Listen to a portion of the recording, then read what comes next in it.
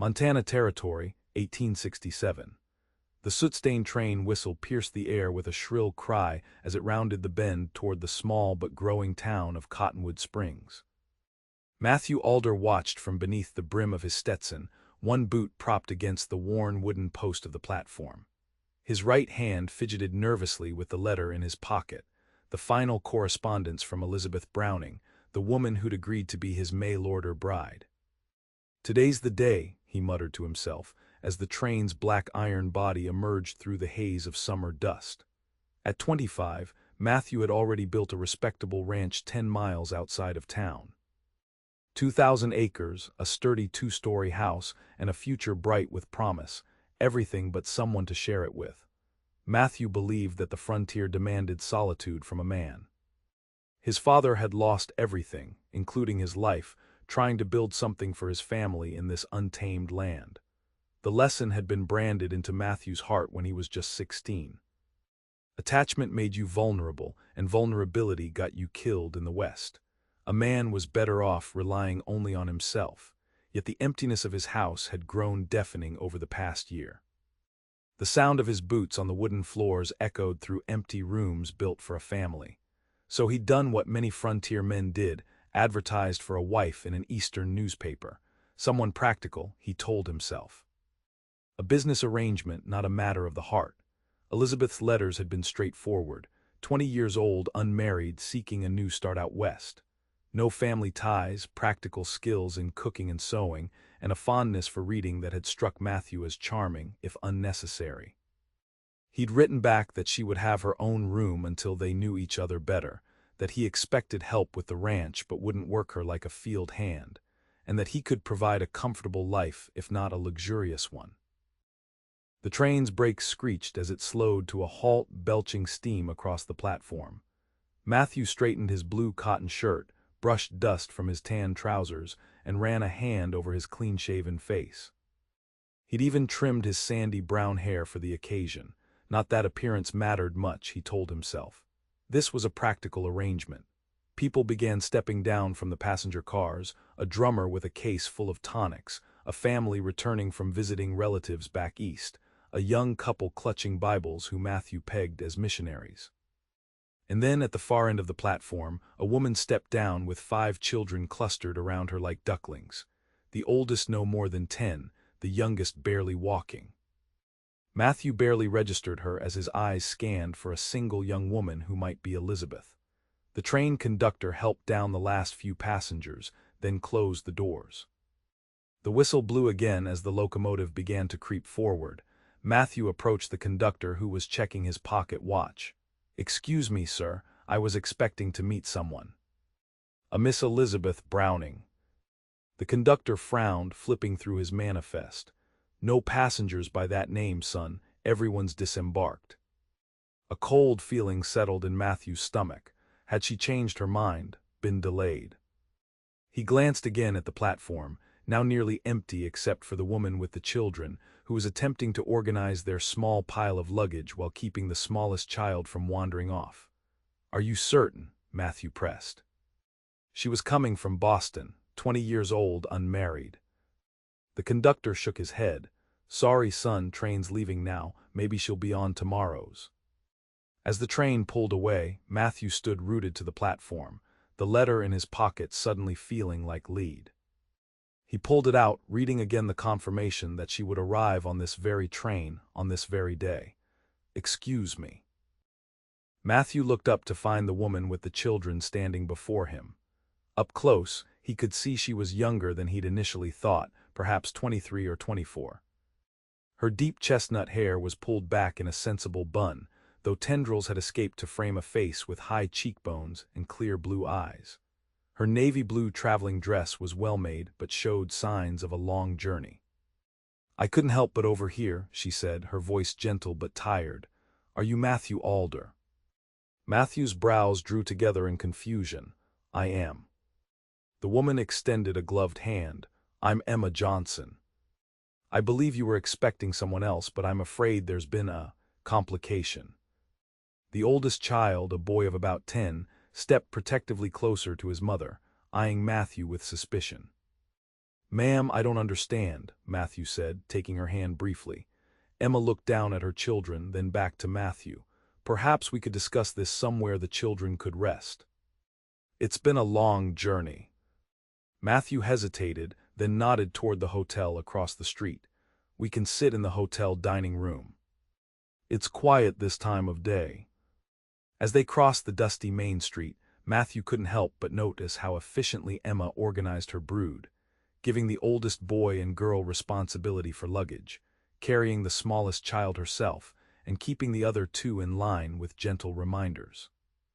They settled in the hotel dining room, where the owner's wife, Mrs. Phelps, immediately brought lemonade for the children. Once the children were occupied with their drinks and some hard candies, Mrs. Phelps had produced, Emma turned to Matthew, her hands folded in her lap. "I'm afraid I have difficult news," she said quietly. "Elizabeth Browning was my cousin," was being the operative word. She met his eyes directly. "She died of scarlet fever 3 weeks ago." The words hit Matthew like a physical blow. He hadn't known the woman, had never even seen her face, yet the news of her death felt like the snuffing out of a possibility, a future that had been taking shape in his mind despite his best efforts to keep it practical. "I'm sorry to hear that," he said stiffly, unsure how to respond. Emma nodded. "I was with her at the end. She spoke of you, of her plans to come west. She showed me your letters." Matthew shifted uncomfortably. "I still don't understand why you're here, Mrs. Johnson. When Elizabeth realized she wouldn't recover, she made me promise to come in her place." Emma's gaze dropped to her children, then back to Matthew. "She knew of my situation, widowed with 5 children, my late husband's debts forcing us from our home, and thought that perhaps—" Understanding dawned on Matthew. "She thought I would accept you instead." The words came out harsher than he'd intended. A flash of hurt crossed Emma's face, but her voice remained steady. "She thought your arrangement might be extended to someone else in need of a fresh start. I told her it was presumptuous, but she insisted I bring her final letter to you." She reached into a small reticule and produced an envelope, its corners softened from travel. Matthew took it, recognizing the handwriting that had become familiar over the past 6 months. "I'll read it later," he said, tucking it away. He looked at the 5 children, then back at Emma. This was exactly what he'd meant to avoid: entanglement, responsibility for others whose loss would destroy him. One woman had been risk enough. A woman with 5 children was unthinkable. "Mrs. Johnson, I'm sorry for your situation and for your cousin's passing, but this isn't what I agreed to." Emma's chin lifted slightly. "I understand completely, Mr. Alder. I never expected you would honor an arrangement made with someone else. I merely promised Elizabeth I would deliver her letter and explain the situation." She gathered her reticule. "We'll take a room here for the night and figure out our next steps in the morning." The oldest boy spoke up. "We don't need his help anyway, Ma." "Hush, Michael," Emma said gently. "Mr. Alder has every right to his decision." Matthew felt a stab of guilt but pushed it aside. This wasn't his problem to solve. The stage runs to Helena 3 times a week. There are more opportunities in a larger town. "Yes, I'm sure there are." Emma stood, smoothing her skirts. "Children, thank Mr. Alder for the lemonade." The children dutifully thanked him, all except the oldest boy, who continued to regard Matthew with suspicious eyes. Matthew rose as well. "I'll have your luggage taken to your room." It was the least he could do. "That's very kind, thank you." Emma gathered the youngest child, a little girl of perhaps 2, into her arms. "Come along, children. It's time we got settled." As Matthew watched them make their way to the hotel desk, Mrs. Phelps appeared at his side, clucking her tongue. "That poor woman, traveling all this way with those babies." "It's not my responsibility," Matthew said, more to himself than to Mrs. Phelps. The older woman gave him a look. "Didn't say it was, young man." She wiped her hands on her apron. "Though I will say, good help is hard to find in these parts. My sister's been looking for someone to watch her children and help with the washing for months now." Matthew knew what she was implying. "Mrs. Phelps, I was expecting 1 woman, not 6 people." Of course, Mrs. Phelps began clearing glasses. though that oldest boy looks strong enough to be useful around a ranch, I'd wager. Matthew left before Mrs. Phelps could continue her hints. Outside, the afternoon sun beat down on the dusty main street. He should return to his ranch, feed the livestock, check the south pasture fence he'd been meaning to repair. His normal life, his solitary life, was waiting.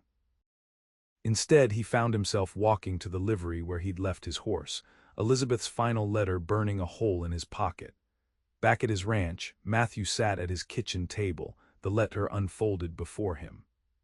The house was silent except for the occasional creak of settling wood. He read Elizabeth's words again, "Dear Matthew, by the time you read this, I will have passed from this world. The doctor says it is only a matter of days now.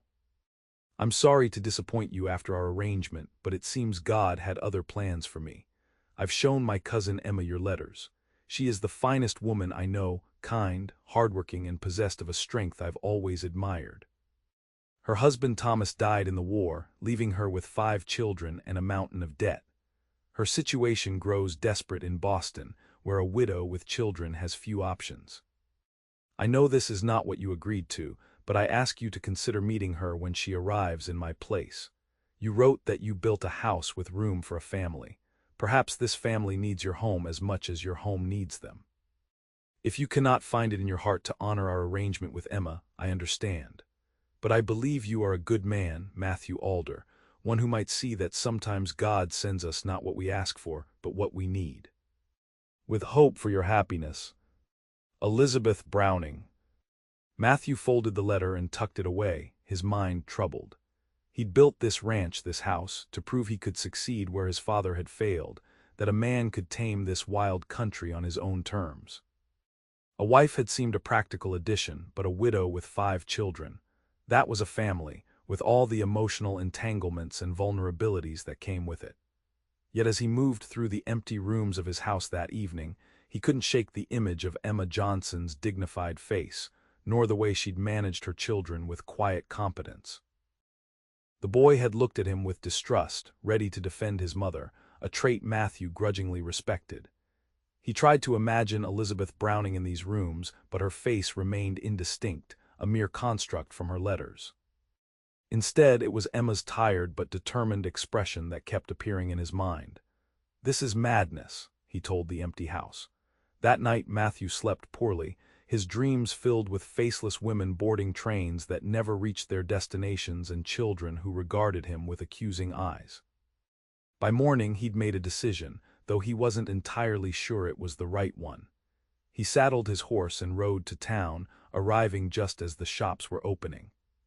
At the hotel he found Emma in the dining room with her children, all neatly dressed despite the obvious wear on their clothes. Emma looked up in surprise as he approached their table. "Mr. Alder."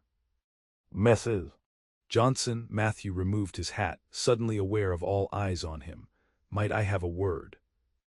Emma nodded, instructing the oldest girl to watch the younger children. She followed Matthew to a quiet corner of the room. "I've been thinking about your situation," Matthew began, turning his hat in his hands. "And while I can't honor the exact arrangement I had with your cousin, I do have a proposition." Emma's expression was guarded. "I'm listening."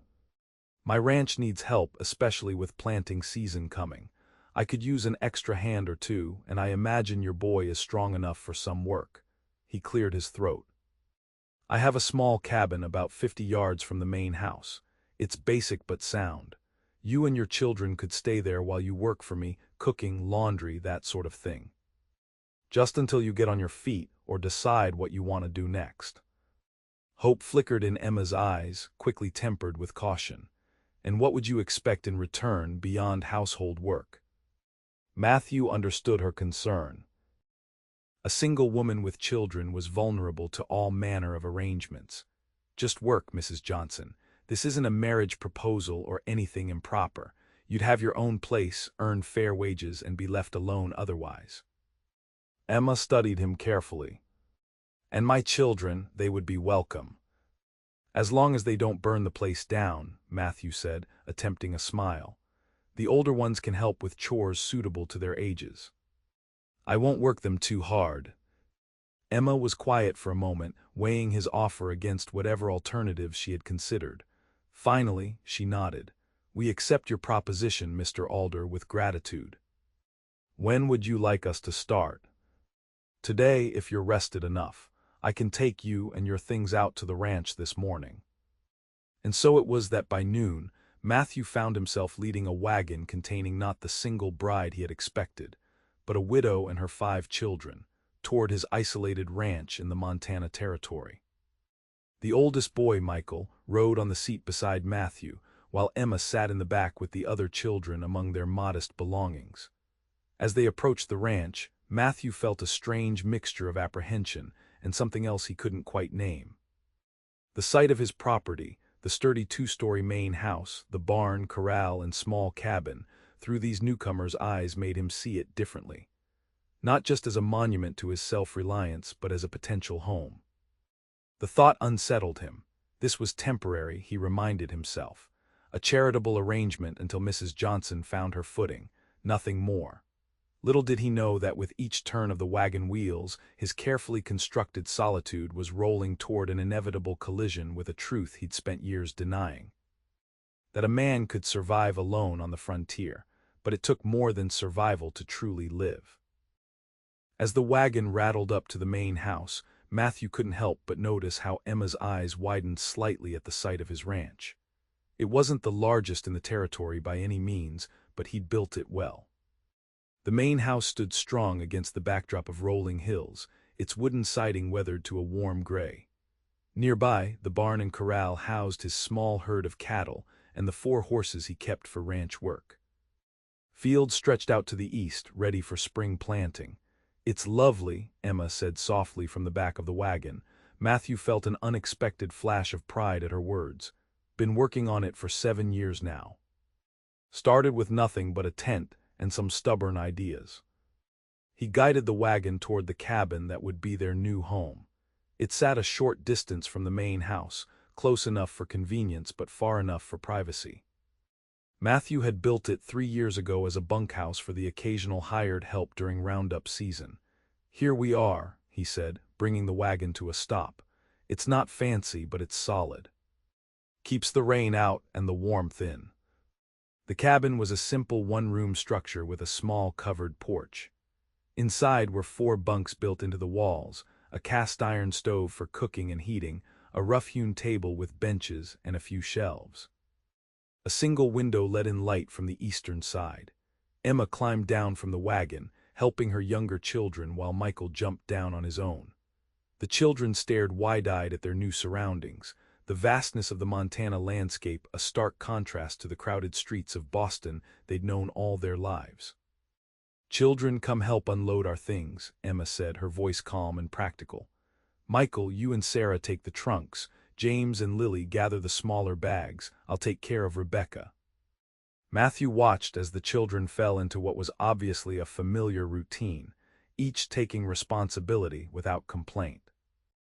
The oldest boy, Michael, continued to give Matthew suspicious glances, but he worked diligently alongside his sister Sarah, who appeared to be about 8.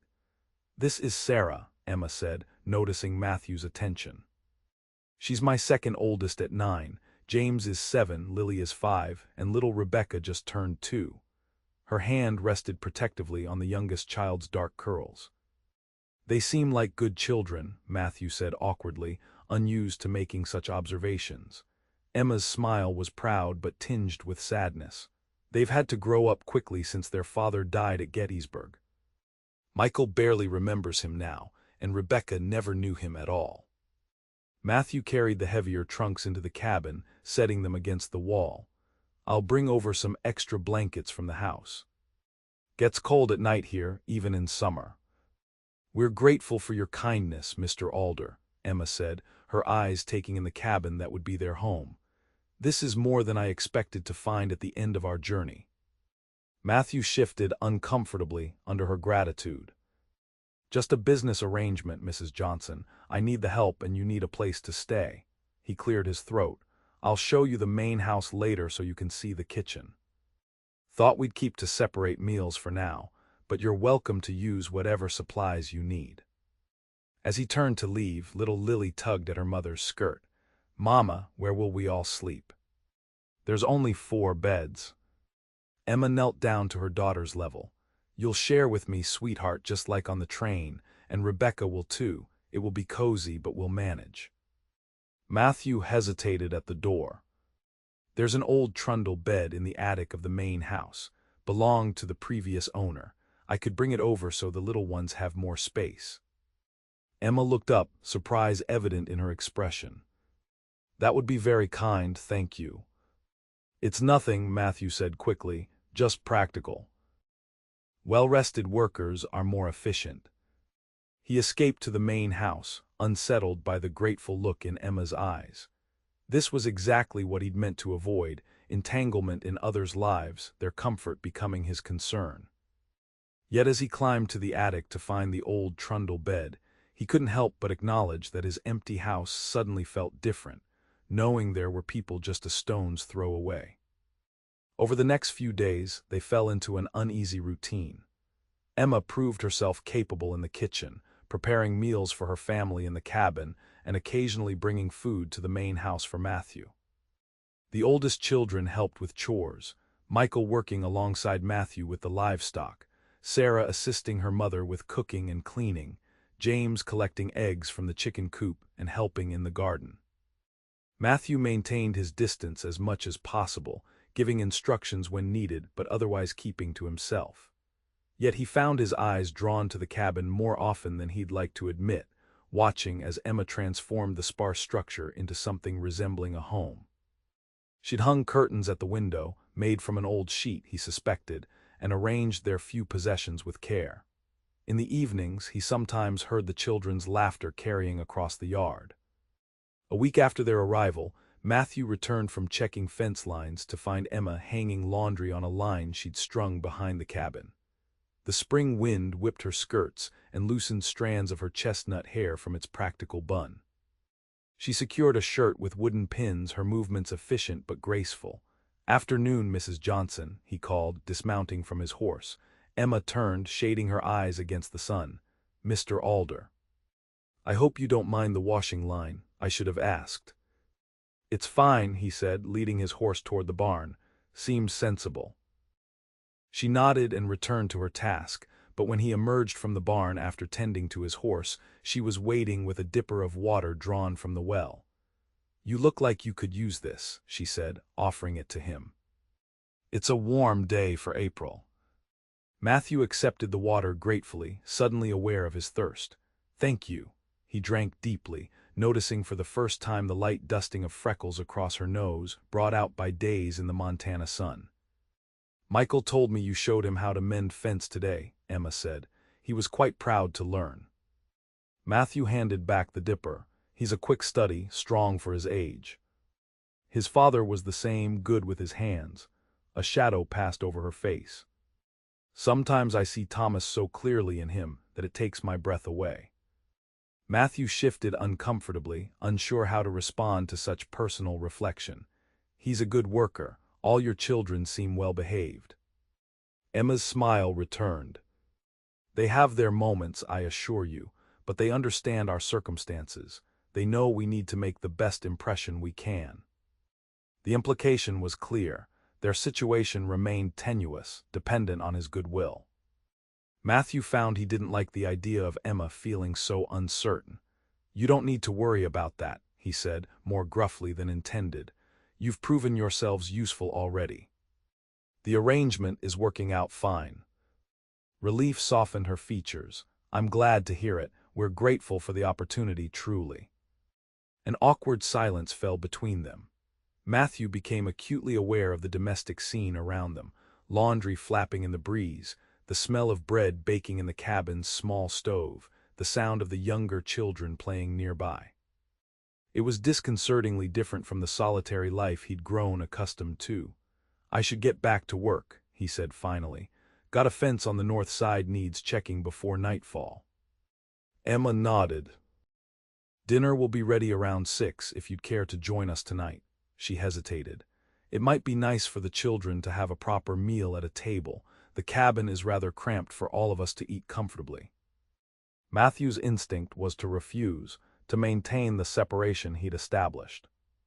But something in her expression, not pleading but hopeful, made him pause. "I suppose that would be all right," he heard himself say, "just this once." That evening, Matthew approached the main house with uncharacteristic nervousness. Through the window, he could see Emma and the older children setting his dining table, which hadn't hosted a proper meal since he'd acquired the place.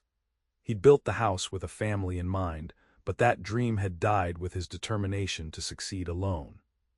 He entered to find his kitchen transformed, not by any physical change, but by the presence of activity and purpose.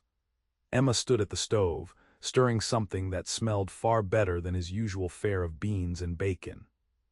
Sarah carefully placed plates around the table while Michael filled glasses with water. James and Lily were arranging cutlery with serious concentration, and little Rebecca sat in a chair with blocks of wood Matthew recognized from his scrap pile, now sanded smooth. "Mr. Alder," Emma greeted him with a smile. "Perfect timing, we're just about ready." "Something smells good," Matthew said, hanging his hat on the peg by the door. The domesticity of the scene made him feel strangely like a visitor in his own home. "Chicken and dumplings," Emma replied. "With your chicken, of course. I hope you don't mind that I used one of the older hens." "Not at all, they're meant for eating." Dinner was an experience unlike any Matthew had known in years. The children, initially shy in his presence, gradually warmed as the meal progressed. James peppered him with questions about ranch life and horses. Sarah shyly complimented the house, saying it was the nicest she'd ever seen. Even Michael seemed to thaw slightly, especially when Matthew mentioned teaching him to ride properly the next day. Throughout the meal, Matthew found his attention continually drawn to Emma. She managed the children with gentle authority, drawing out the quiet ones and tempering the exuberance of the more boisterous. She ate little herself, he noticed, making sure everyone else had enough first. "This is delicious," Matthew said, surprising himself with the compliment. "Best meal I've had in this house, that's certain." Emma's cheeks colored slightly at the praise. "It's simple fare, but I'm glad you're enjoying it." "Mama makes the best dumplings in Boston," Lily declared with childish certainty. "That's what Papa always said." A brief shadow crossed Emma's face at the mention of her late husband, but her smile remained. "Your father was easily impressed by any meal he didn't have to cook himself." The children giggled, and Matthew realized this was probably a familiar family joke, a small way of keeping their father's memory alive. After dinner, the older children helped clear the table while Emma settled Rebecca, who was growing sleepy. Matthew found himself in the unusual position of having nothing to do in his own kitchen. "I should check on the livestock," he said, reaching for his hat. "Of course," Emma nodded. "Thank you for joining us, Mr. Alder. It meant a great deal to the children." Matthew hesitated at the door. Perhaps you could all join me for dinner again tomorrow. Here in the main house, I mean. There's more room, and it seems a waste to cook two separate meals." Something like hope flickered in Emma's eyes. "We'd like that very much." Outside in the gathering dusk, Matthew stood for a moment looking back at his house. Light spilled from the windows, and through the glass he could see Emma directing her children in the kitchen cleanup, her face animated as she spoke to them. The scene stirred something deep within him, a longing he'd suppressed for so long he'd nearly forgotten it existed. He turned away, unsettled by the feeling. This was a temporary arrangement, he reminded himself.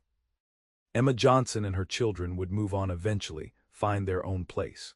His life would return to its solitary routine.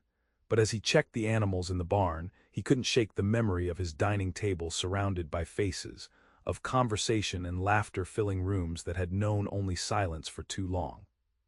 The next morning brought clear skies and the promise of a warm spring day.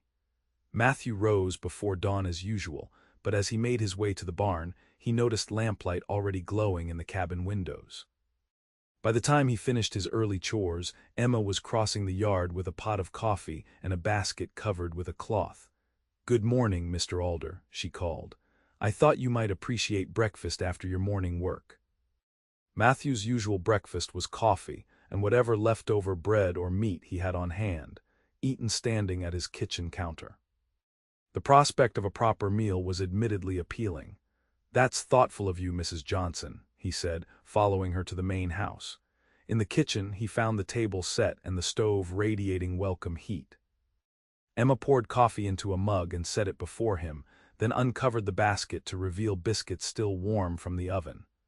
"The children will be over shortly," she said, moving to the stove where she began frying eggs and bacon. "They're doing their morning chores first." Matthew sipped his coffee, stronger and better than his own usual brew. "You're up awful early." Emma glanced over her shoulder with a small smile. "Old habit. On our farm in Massachusetts, before the war, Thomas and I were always up before dawn. After he enlisted, I kept the routine to maintain some sense of normalcy for the children." "You had a farm?" Matthew asked, surprised. He'd assumed her to be a city woman, given her Boston origins. A small one, left to Thomas by his father, nothing like this, of course.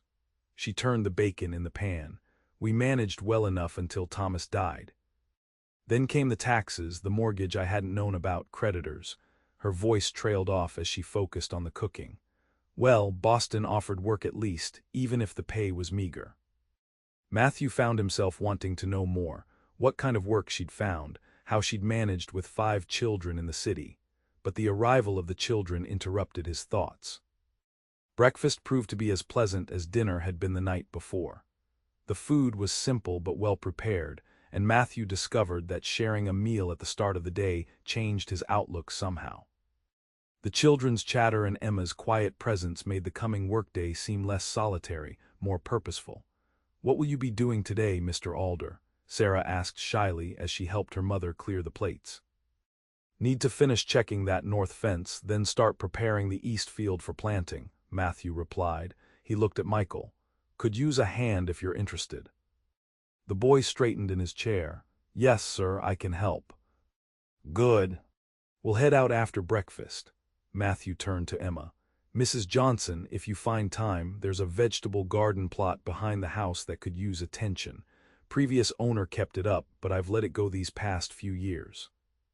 Emma's face brightened. "I'd be happy to work on it. I've missed having a proper garden." And so the day unfolded with a sense of shared purpose that was foreign to Matthew's experience of ranch life. He and Michael rode to the north fence, where Matthew showed the boy how to identify weak spots and make repairs. Michael proved to be a quick learner, his initial wariness gradually giving way to questions about ranching and occasional stories about his life in Boston. "Ma worked at a laundry," he told Matthew as they stretched new wire between posts. 14 hours a day sometimes, and her hands would be all red and cracked. Sarah looked after us younger ones." Matthew glanced at the boy, noting the protective tone in his voice when he spoke of his mother. "That sounds difficult for all of you." Michael shrugged, but his eyes were old for his years. "Ma said we were lucky to have the work. Lots of war widows had it worse." As they worked, Matthew found himself impressed by the boy's resilience and work ethic.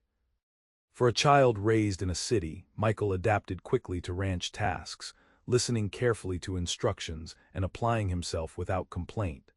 When they returned to the ranch in the afternoon, Matthew was startled to see the transformation of the neglected garden plot. Emma and the younger children had cleared the weeds and turned the soil. James was carrying water from the well in a bucket almost as big as himself, while Lily and Sarah carefully planted seeds in neat rows. Even little Rebecca was helping by patting soil with her tiny hands under her mother's watchful eye. Emma straightened as they approached, wiping soil from her hands onto an apron she'd tied over her dress. Her face was flushed from exertion, and a strand of hair had escaped her bun to curl against her cheek. Matthew was struck by how at home she looked, as if she belonged in this place he'd built but never fully inhabited. "The garden looks promising," he said, dismounting from his horse. Emma smiled, surveying their work with satisfaction. "It's good soil. With some attention, we should have vegetables by midsummer." She glanced at him. "If we're still here, of course." The reminder of their temporary arrangement jolted Matthew. He'd fallen into the day's rhythm so naturally that he'd almost forgotten this wasn't meant to be permanent.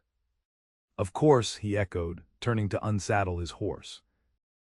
That evening's dinner was even more relaxed than the previous nights, with Michael eagerly recounting their fence-mending expedition to his siblings. Matthew found himself drawn into the family's easy conversation, answering questions about ranch life and occasionally sharing stories of his early days in Montana Territory. As the meal ended and Emma began supervising the cleanup, Matthew cleared his throat. "I'm riding into town tomorrow for supplies. Thought some of you might like to come along." "Good for you to know the town, if you're going to be in these parts." Emma looked up in surprise. "That's very kind, Mr. Alder. I'm sure the children would enjoy the outing." "Probably can't take everyone in one trip," Matthew said, doing a quick calculation. "Wagon only has one seat, and it's not safe for the little ones to ride in the back over that rough road." "Perhaps Michael and Sarah could accompany you this time," Emma suggested. "I can prepare a list of things we need." Matthew nodded, relieved by her practical solution. "We'll leave after breakfast." The next morning, Matthew found himself in the unusual position of waiting for companions before heading to town. Michael and Sarah emerged from the cabin dressed in their best clothes, faces scrubbed clean, hair neatly combed. "Looking smart, you two," Matthew commented as they climbed into the wagon. Sarah blushed at the compliment, but Michael straightened his shoulders. "Ma said we're representing the family in town." The ride to Cottonwood Springs took over an hour, the wagon bumping over the rough trail that connected the ranch to civilization. Matthew used the time to point out landmarks and tell the children about the area's history, surprising himself with his own chattiness. In town, they attracted curious glances as they made their way to the general store. Cottonwood Springs was small enough that everyone knew everyone else's business, and the presence of two unfamiliar children with the notoriously solitary Matthew Alder was certain to cause talk. Mrs. Phelps, who ran the hotel but seemed to be everywhere in town, wasted no time in approaching them outside the general store. "Well, Matthew Alder," she said with undisguised curiosity, "I see you found a place for Mrs. Johnson and her children after all." Matthew shifted uncomfortably. "They're helping out at the ranch for a while." Mrs. Phelps's eyes twinkled. "Is that so? How nice." She turned to Sarah and Michael with a warm smile. "And how are you children settling in at Mr. Alder's ranch?" "Very well, thank you, ma'am," Sarah replied politely. "It's beautiful there."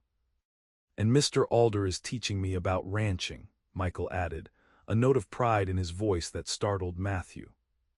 Mrs. Phelps nodded approvingly. "I'm sure you're a quick study, young man." She glanced back at Matthew. "Your mother is well, I hope." "Yes, ma'am," Sarah answered. "She's working on the garden today with our younger brothers and sister." This revelation clearly delighted Mrs.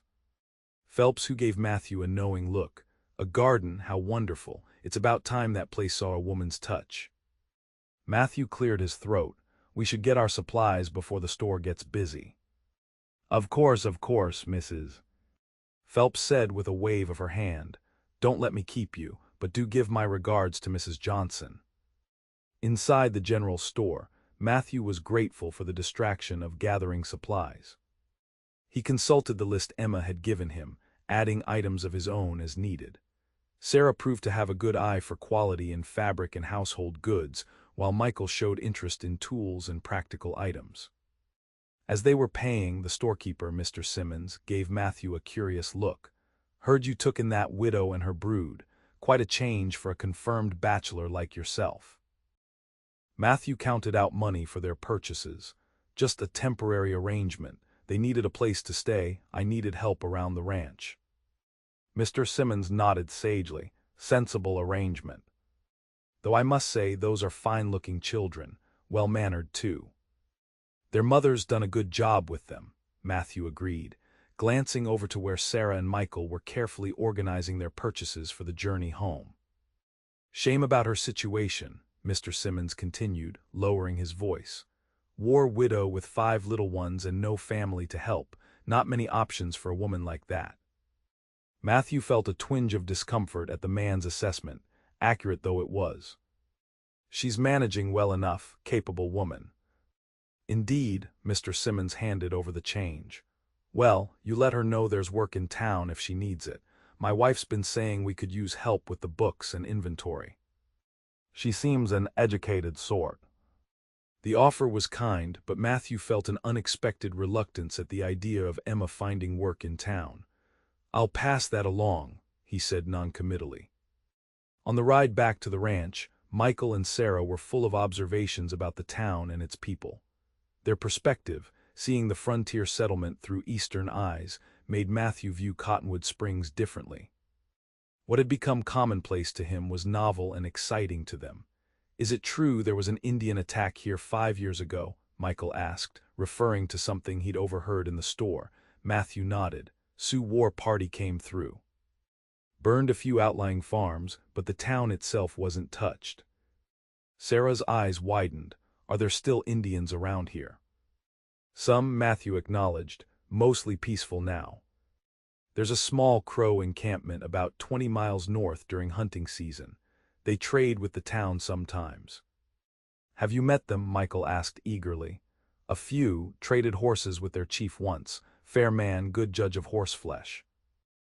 Matthew glanced at the children's interested faces.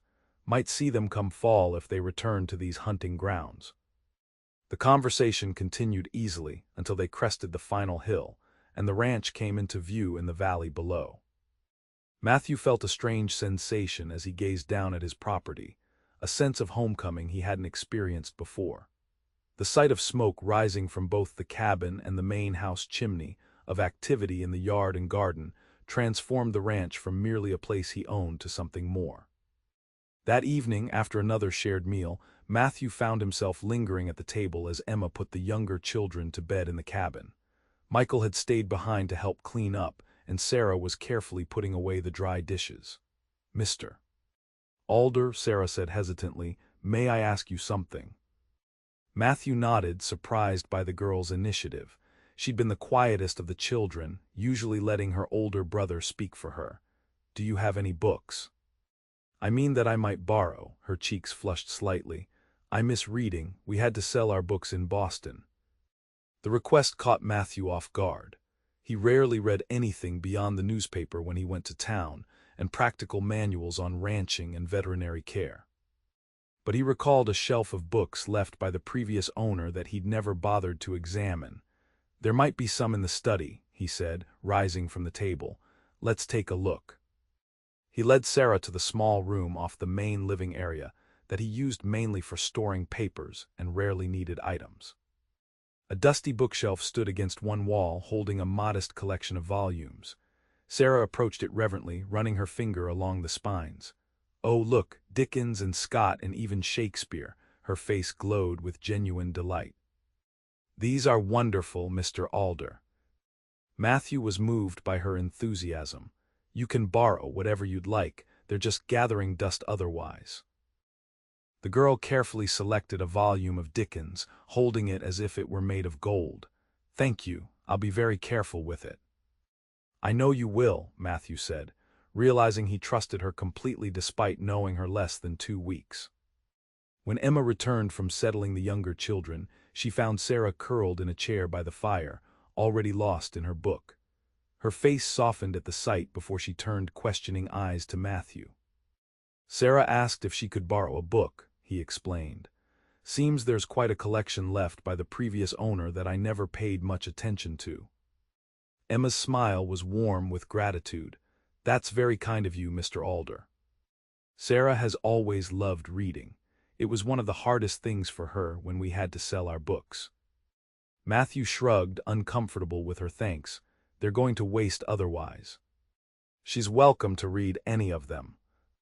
Later, as he watched Emma and her children walk back to the cabin in the moonlight, Sarah clutching her precious book, Matthew found himself wondering about the woman who had come into his life so unexpectedly. She'd adapted to their circumstances with grace and practicality, making the best of a situation that must have been far from what she'd hoped for. His thoughts turned to Elizabeth Browning, the woman he'd been expecting. Would she have fit so seamlessly into life at the ranch? Would her presence have begun to fill the emptiness he hadn't acknowledged until now? These questions followed him into sleep, where his dreams were filled with images of a garden blooming in soil long neglected, and a house slowly awakening from years of silence. The days began to flow one into the next, each bringing small changes to life at the ranch. Emma and the children settled into a routine, their presence gradually altering the very character of the place. The garden flourished under Emma's care, promising future harvests. The cabin became more homelike with each passing day, as Emma found ways to make the simple structure more comfortable with limited resources. Matthew found himself spending less time alone and more in the company of Emma and her children. What had begun as shared meals for convenience's sake evolved into a natural rhythm of togetherness. He taught Michael about horses and cattle, showed James how to fish in the creek that ran through the property, and even found himself reading to Lily and Rebecca in the evenings while Emma mended clothes or prepared food for the next day. Sarah discovered that Matthew could read Latin, a skill he'd learned from his father who had been a schoolteacher before seeking his fortune in the West. They began spending time with the Latin texts she'd found on his bookshelf, Matthew helping her translate passages that would have been beyond her otherwise. Nearly a month after their arrival, Matthew overheard Sarah reading to her siblings from one of the books she'd borrowed. Their rapt faces, illuminated by lamplight in the main house living room, stirred something in him he couldn't quite name. Emma appeared at his side, following his gaze. "She reads beautifully, doesn't she? Her father taught her before she was 5, said she had a natural gift for language." Matthew nodded. "She's a bright girl. All your children are quick learners." "Thank you for giving them this opportunity," Emma said softly. "They've thrived here in ways they couldn't in Boston." The gratitude in her voice made Matthew uncomfortable, reminding him of the tenuous nature of their arrangement. "It's been a help having them here," he said, his words sounding stilted even to his own ears. "Michael's becoming quite the ranch hand." Emma studied his face for a moment. "Is everything all right, Mr. Alder?" "You seem troubled." Matthew hesitated, unsure how to express the thoughts that had been preoccupying him. "I was just thinking it's been nearly a month since you arrived. I realized we never discussed how long this arrangement might last." A shadow crossed Emma's face. "Are you asking us to leave?" "No," Matthew said quickly, surprised by his own vehemence. "No, that's not what I meant at all. I want you to know you're welcome to stay as long as you need, through the summer at least, maybe longer." Relief softened Emma's features. "That's very generous. The children are so happy here. I'd been worried about uprooting them again too soon." "No need for that," Matthew assured her. "The arrangement is working well for everyone." Emma smiled, the warmth of it reaching her eyes. "I think so too." That night after everyone had retired, Matthew sat alone on his porch, watching the faint glow of lamplight in the cabin windows. The truth he couldn't quite admit to Emma, or fully to himself, was that he dreaded the day they would leave. Their presence had changed something fundamental in his experience of the ranch, of his own life. The solitude he had once valued now seemed empty by comparison. A week later, the calm routine of ranch life was interrupted by an unexpected visitor. Matthew and Michael were returning from checking cattle in the south pasture when they spotted a rider approaching from the direction of town. "That's Sheriff Taylor," Matthew said, recognizing the man's distinctive silhouette. "Wonder what brings him out this way." They rode to meet him, Michael staying slightly behind Matthew as was his habit when encountering strangers. "Afternoon, Sheriff," Matthew called as they drew near. "Everything all right in town?" Sheriff Taylor, a weathered man in his 50s with a salt-and-pepper mustache, nodded in greeting. "Afternoon, Matthew, all's quiet enough." His eyes shifted to Michael with interest. "This must be one of the Johnson children I've been hearing about." "This is Michael," Matthew confirmed. "He's been helping me around the ranch." The sheriff touched his hat in acknowledgement. "Pleased to meet you, son. Heard good things about you and your family."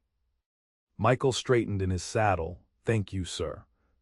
"What brings you out this way, Sheriff?" Matthew asked again, curious about the unexpected visit.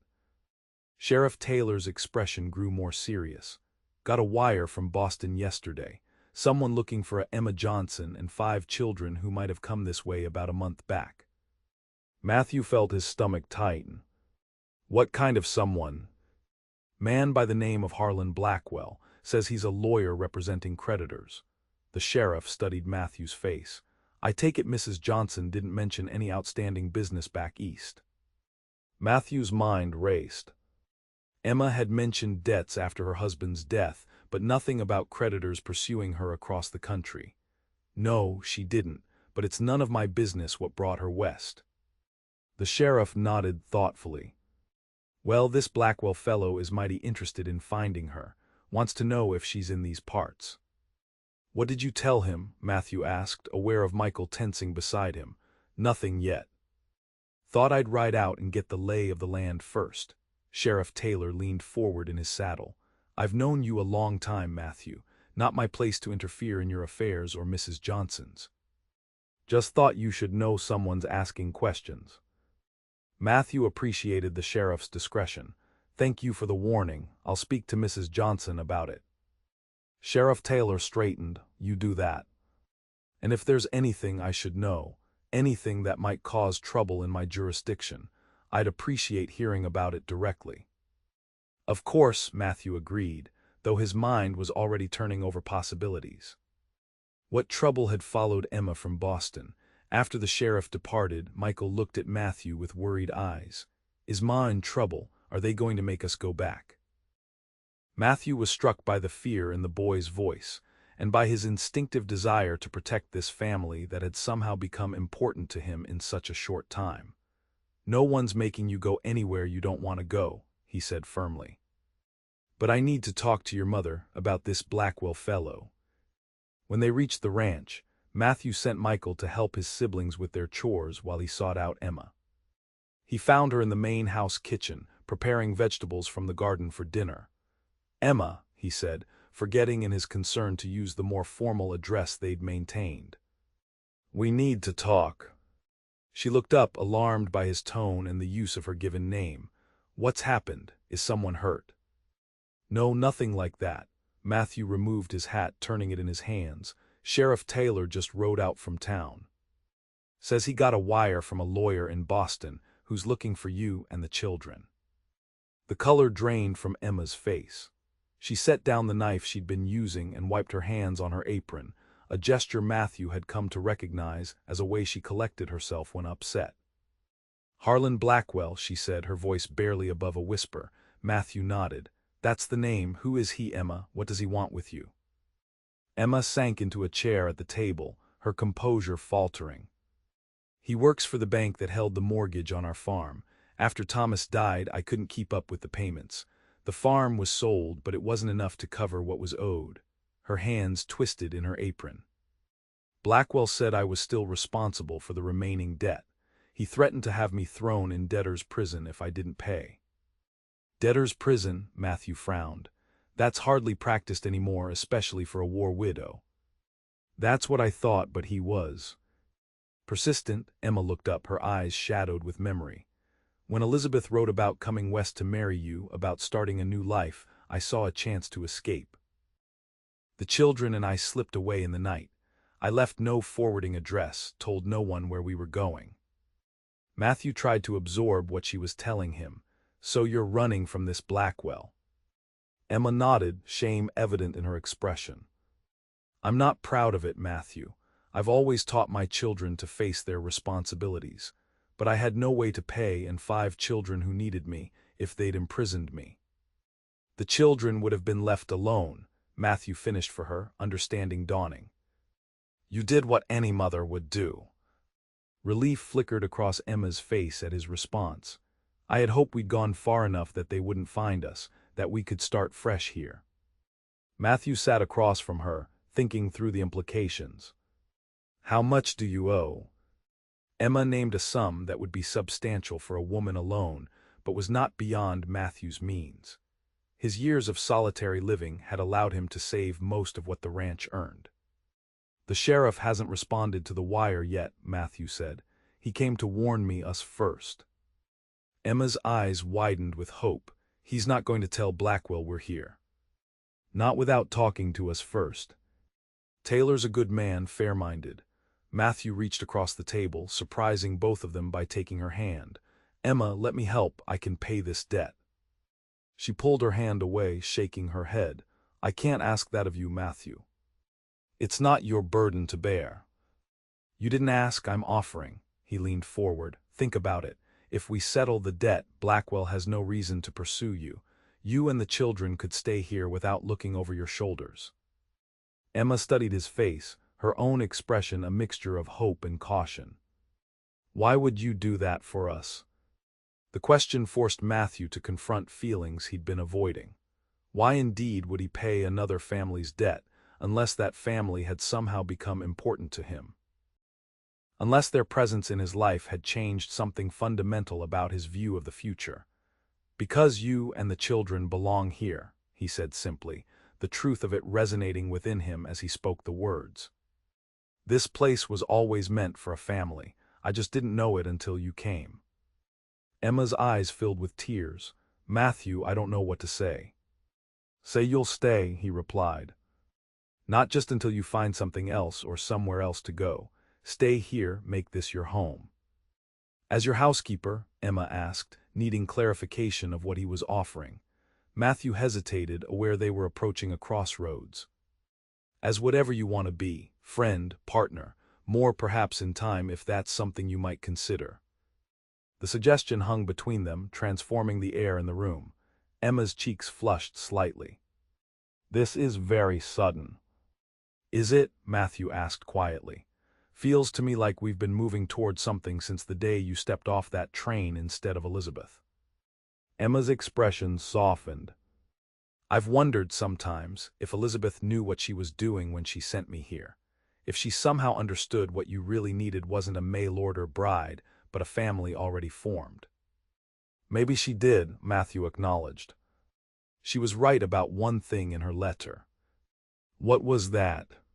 She said God sends us not what we ask for, but what we need. Matthew smiled slightly. I asked for a wife and got 5 children in the bargain. Emma laughed, the sound breaking the tension between them. And quite a bargain it was. 5 children and a woman with a debt collector on her heels. Matthew grew serious again. Let me deal with Blackwell. We'll pay the debt, clear your name. And then, if you're willing, we can discuss what comes next for all of us. Emma searched his face. You're certain? This is a tremendous responsibility to take on. I've never been more certain of anything, Matthew replied, surprised by the truth of it. The ranch is more alive with all of you here. I'm more alive. I don't want to go back to how it was before.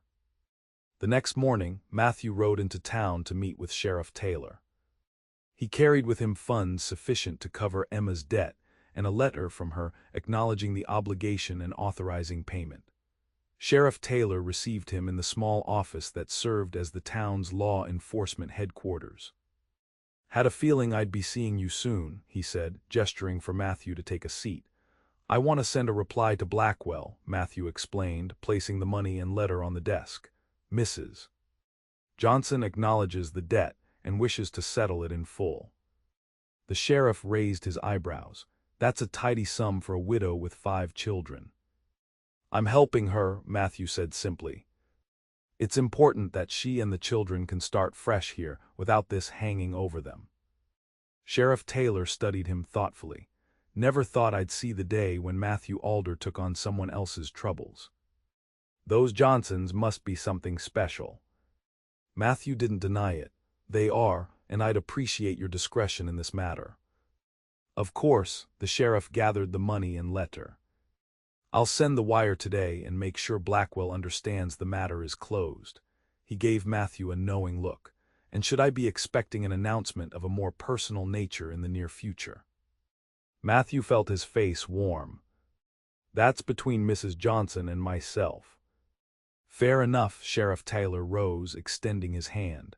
For what it's worth, I think those children are lucky to have found you. And maybe you're lucky to have found them too. On the ride back to the ranch, Matthew found himself thinking about luck, providence, and the strange turns life could take. A month ago, he'd been waiting for a mail-order bride he'd never met, certain that was all the companionship he needed or wanted. Now he couldn't imagine his life without Emma and her children. The ranch came into view as he crested the hill, and as always now, the sight of it stirred something in him. No longer just a proof of his ability to survive alone, it had become something more, a home, alive with the people who now filled it. As he approached, he saw the children in the yard. Lily spotted him first and came running, her face alight with welcome. "Mr. Alder's back," she called to the others, using the formal address that had gradually become affectionate rather than distant. One by one, they gathered to greet him. James eager to show him a fish he'd caught in the creek, Sarah with a new passage she'd translated, Michael with questions about what the sheriff had said. Only Emma held back, watching from the porch of the main house, her expression guarded but hopeful. Matthew dismounted, letting the children lead his horse to the barn while he approached Emma. "It's done," he said simply. "Sheriff Taylor is wiring Blackwell today. The debt is paid." Relief washed over Emma's face. "Thank you, Matthew. I don't know how I can ever repay you." "I don't want repayment," he said, joining her on the porch. "I want you and the children to feel safe here, to feel this is your home." Emma's eyes shimmered with emotion. "The children already do. They talk about the ranch as if they've always been here, making plans for what they'll do when winter comes, what they'll plant next spring." "And what about you, Emma?" Matthew asked softly. Can you see a future here? She met his gaze steadily. "I can, but I need to know what kind of future you're offering, for my sake and for my children's." Matthew took a deep breath. "When Elizabeth wrote to tell me she was coming west to be my wife, I thought I was getting exactly what I'd asked for, companionship without complication. A practical arrangement." He smiled ruefully. "I didn't know what I really needed, until you stepped off that wagon instead." "And what was that?" Emma asked, her voice barely above a whisper. "A family," Matthew said simply. "Your family, to be specific." Children laughing in rooms that were too quiet. Someone who sees this place not just as a means of survival, but as a home worth making beautiful. He took her hands in his. "I know this is sudden, and I know we're still getting to know each other. But I'm asking if you might consider, in time, becoming more than just my housekeeper." Emma's cheeks flushed, but she didn't withdraw her hands. "Are you proposing Matthew Alder?" "Not exactly, not yet," he smiled. "I'm proposing that we consider the possibility, that we give ourselves time to see if what's growing between us might become something permanent." Emma returned his smile, squeezing his hands gently. "I think that's the most sensible proposal I've ever heard." "Is that a yes?" Matthew asked, hope rising within him. "It's a yes to the possibility," Emma clarified, "a yes to seeing where this leads." It was enough for now, more than enough. The children returned from the barn then, curious about the conversation taking place on the porch. Michael, ever the protective oldest, studied their joined hands with a mixture of suspicion and cautious approval. "Is everything all right, Ma?" he asked. Emma smiled at her son. "Everything is fine, Michael, better than fine, in fact. Mr. Alder has taken care of our trouble with Mr. Blackwell. We don't need to worry about him finding us anymore." The children's reactions ranged from James's whoop of delight to Sarah's quiet smile of relief. Only Michael remained reserved, looking between his mother and Matthew with thoughtful eyes. "Does that mean we can stay here?" he asked finally. "For good?"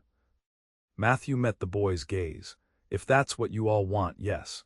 This can be your home for as long as you wish."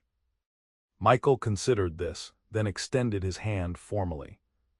"Thank you, sir, for helping my family." Matthew took the offered hand, touched by the gesture. "You're welcome, Michael, and it's just Matthew if you're comfortable with that." The boy nodded, a small smile finally breaking through his serious expression. "I think I could get used to that." That evening, after a celebratory dinner that felt different from their previous meals together, more hopeful, more permanent somehow, Matthew and Emma sat on the porch of the main house. The children had been settled in the cabin, though Matthew had begun to think about how the main house might be rearranged to accommodate them all eventually. "I can hardly believe how much has changed in just a month," Emma said, gazing up at the star-filled Montana sky. "When I stepped off that train, I had no idea what awaited us here. Neither did I, Matthew admitted. I was so certain about what I wanted or thought I wanted. Emma turned to him, her expression curious. What changed your mind? About being alone, I mean. Matthew considered the question carefully. I think I was wrong about what makes a man vulnerable out here. I always thought it was attachment to others, that caring for people made you weak, made you a target for all the hardships the frontier can throw at you. And now I think maybe it's the opposite. That facing this life alone is what makes you vulnerable. Matthew looked toward the cabin where Emma's children slept. Your family showed me that, the way you all work together, support each other. There's strength in that, a kind I never understood before. Emma's smile was soft in the moonlight. That's a profound realization for a man who was determined to build his empire single-handed. Well, I had good teachers, Matthew replied, gesturing toward the cabin. 5 of them, in fact, 6 counting you. The summer passed in a sweetly unfolding rhythm, as Matthew and Emma cautiously navigated their evolving relationship. The children flourished in the freedom of ranch life, each finding their particular interests and strengths. Michael proved to have a natural affinity for horses, spending hours with Matthew learning the finer points of training and care. Sarah discovered a love for botany, carefully documenting the wild plants that grew on the ranch property and studying the few scientific texts in Matthew's modest library. James became the fisherman of the family, supplying fresh trout for the table with growing skill. Lily attached herself to Emma in the garden and kitchen, showing an early talent for nurturing growing things, while little Rebecca trotted after whoever would let her help. By late August, the garden was producing abundantly, and Emma preserved vegetables for the winter ahead. The easy familiarity that had developed between her and Matthew deepened into something more tender, their conversations extending into the evening hours after the children were asleep.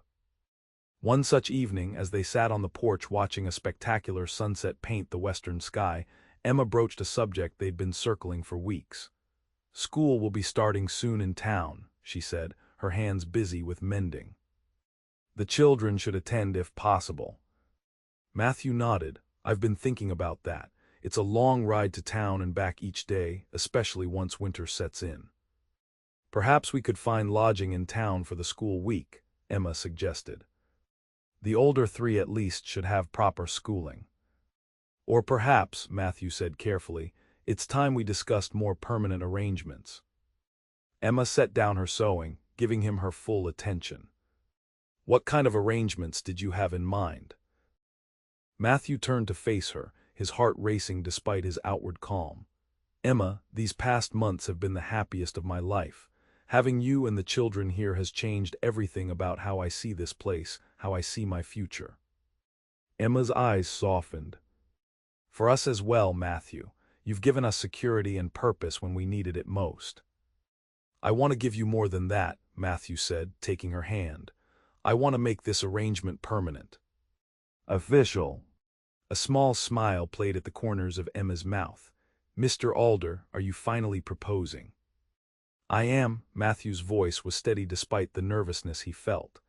"Emma Johnson, would you do me the honor of becoming my wife? Of making this ranch a true home for you and your children?" Emma's free hand went to her heart. "You're certain? 5 children is quite a responsibility to take on." "I've never been more certain of anything," Matthew assured her. "Those children have become as dear to me as if they were my own. And you," he squeezed her hand gently, "you are everything I never knew I needed." Tears shimmered in Emma's eyes. "Then yes, Matthew Alder. I will marry you."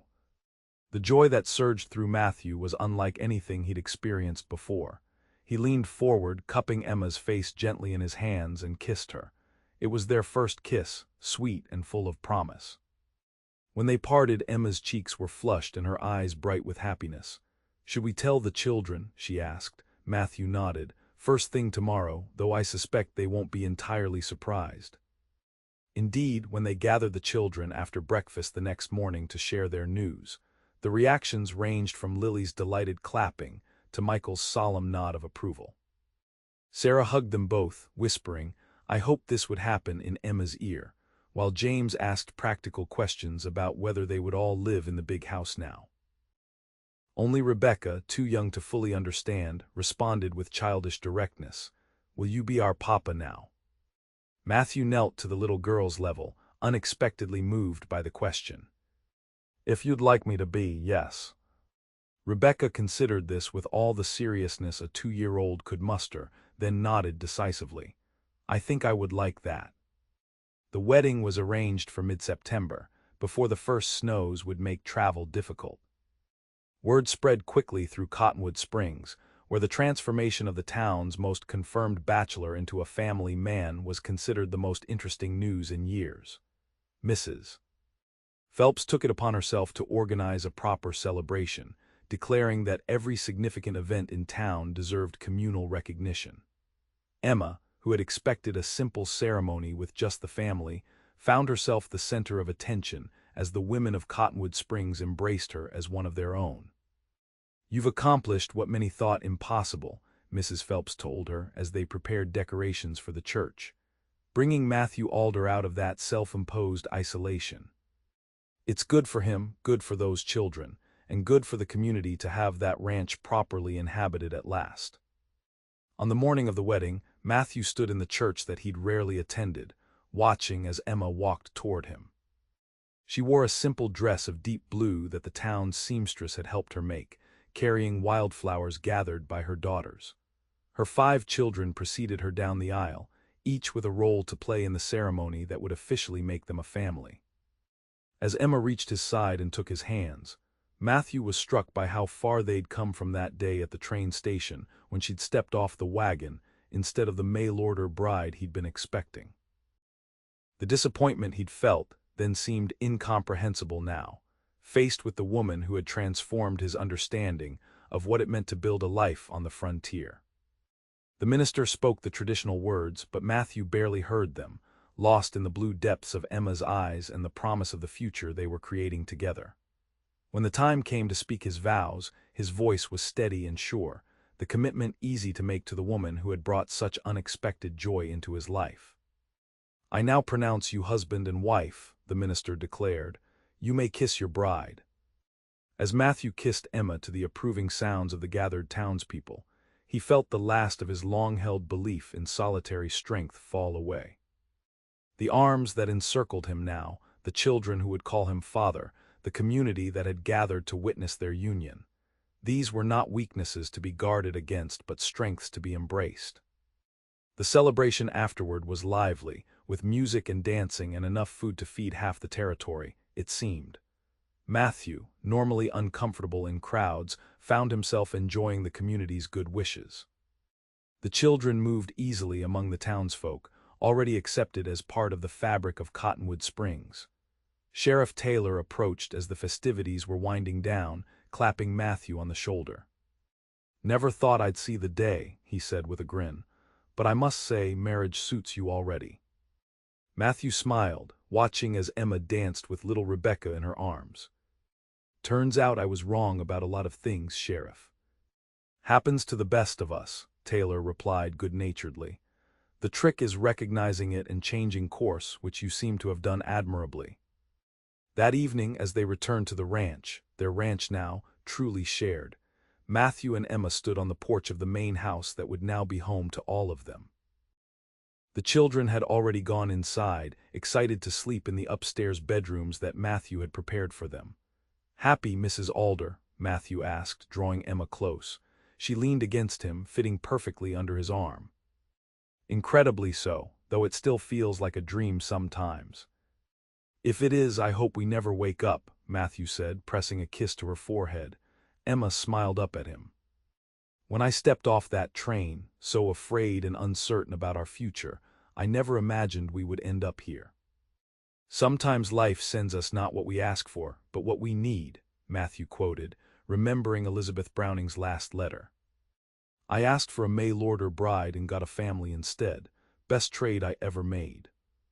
As they turned to enter their home, where the sounds of their children's voices filled rooms that had once echoed with emptiness, Matthew felt a profound gratitude for the twist of fate that had brought Emma Johnson into his life. The frontier remained as challenging as ever, but facing it together, they had found something his years of solitude had never provided.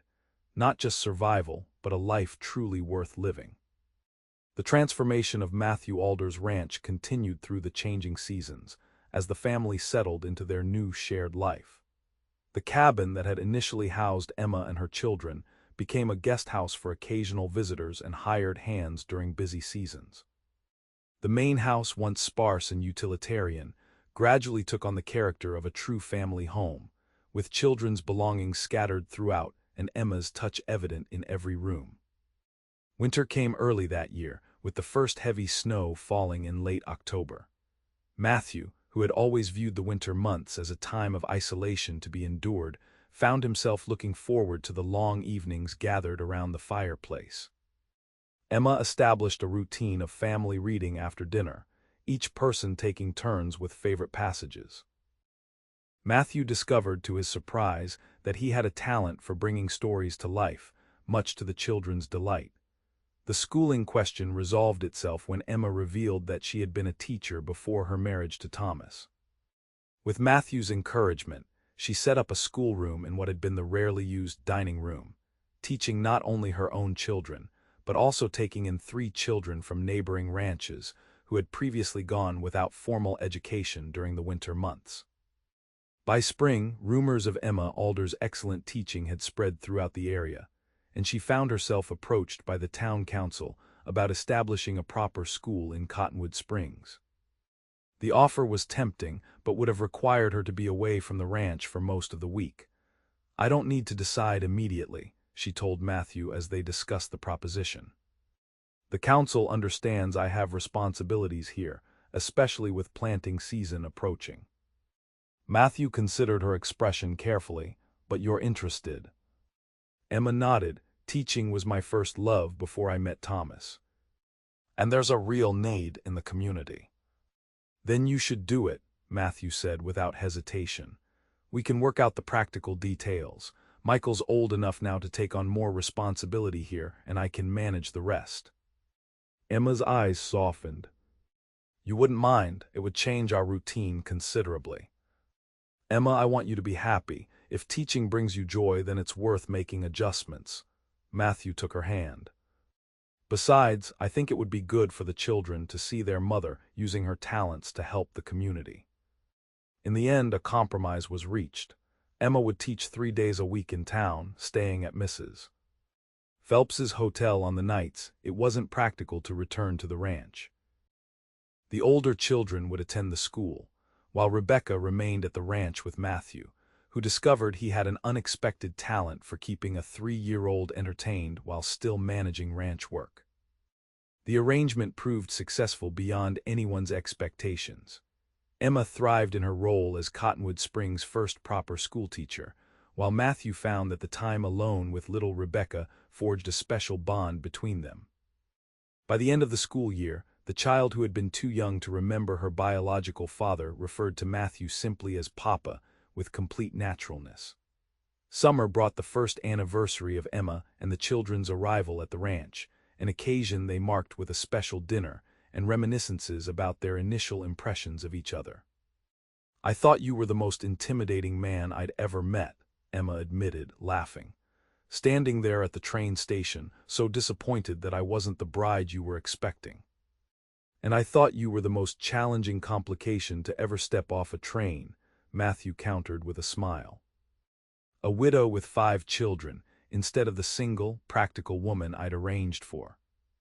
Michael, now 11 and increasingly confident in his place in the family, grinned.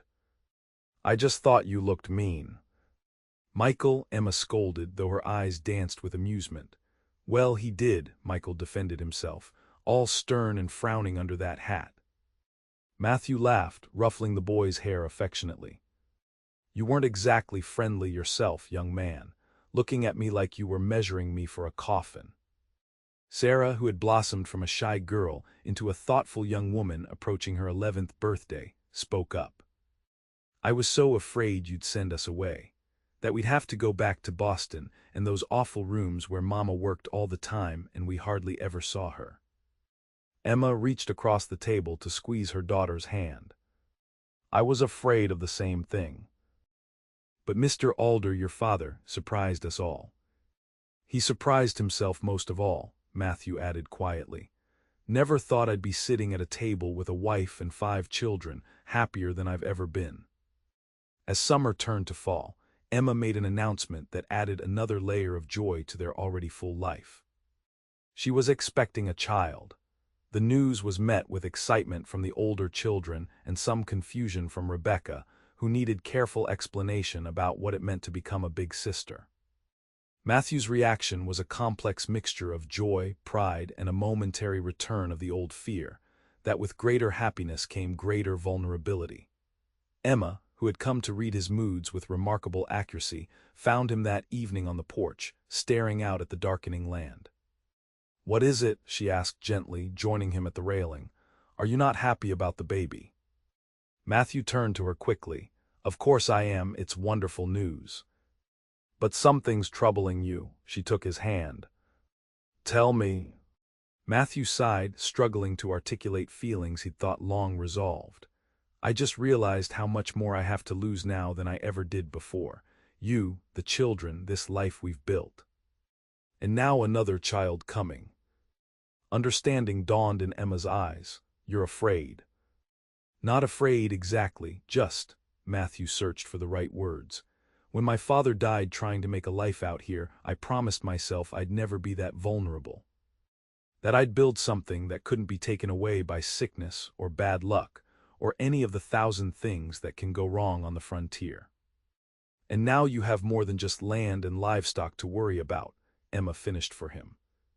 Matthew nodded. "But that's the strange thing. I wouldn't trade it, not for all the safety or security in the world." Emma smiled, leaning into him. "That's because you've learned what your father knew all along. That a life without people to love isn't really a life worth securing." "When did you get so wise, Mrs. Alder?" Matthew asked, wrapping an arm around her. "Oh, I've always been wise," Emma replied with a teasing smile. "You were just too stubborn to notice at first."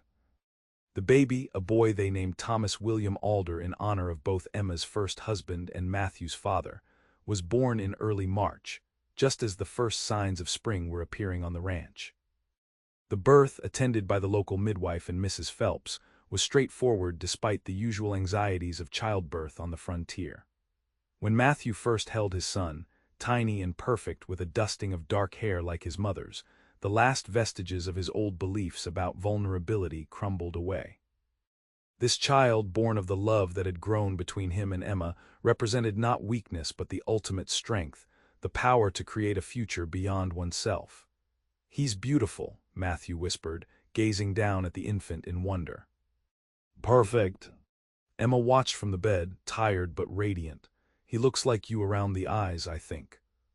The other children crowded around, eager to see their new brother. Their reactions ranged from Michael's pretended nonchalance, though he hovered protectively nearby, to Rebecca's wide-eyed fascination with the tiny fingers and toes. "Our family is complete now," Sarah declared with the certainty of a child who believes in perfect endings. Emma and Matthew exchanged a glance over her head, both thinking the same thing. Their family had been complete all along, from the moment Emma and her children had stepped into Matthew's life. This new addition was not a completion, but an affirmation of the love that had transformed them all. As spring bloomed across the Montana landscape, Matthew stood on the porch of his ranch house, watching as his family went about their evening activities. Michael and Sarah were guiding the younger children in a game of tag in the yard, their laughter carrying on the warm breeze. Emma sat in a rocking chair nearby, nursing baby Thomas while keeping a watchful eye on the play. 2 years had passed since he'd stood on the train platform, waiting for a mail-order bride who never arrived. Instead, fate, or perhaps something more deliberate, had sent him Emma Johnson and her 5 children, challenging everything he thought he knew about strength, vulnerability, and what it meant to build a life on the frontier. Where he had sought mere practicality, he had found love. Where he had expected simplicity, he had discovered the rich complexity of family life. And where he had believed that isolation was the key to survival in this harsh land, he had learned that it was connection, to others, to community, to something larger than himself, that truly allowed a person to thrive. Emma looked up, catching his gaze from across the yard. Her smile, warm and knowing, still had the power to quicken his heart. She lifted a hand in invitation, and Matthew crossed to join his family, leaving behind forever the solitary man he had once been. The cowboy had waited for his mail-order bride, but when a widow with 5 children stepped off the wagon instead, he'd found not disappointment but destiny, and the family that transformed his understanding of home.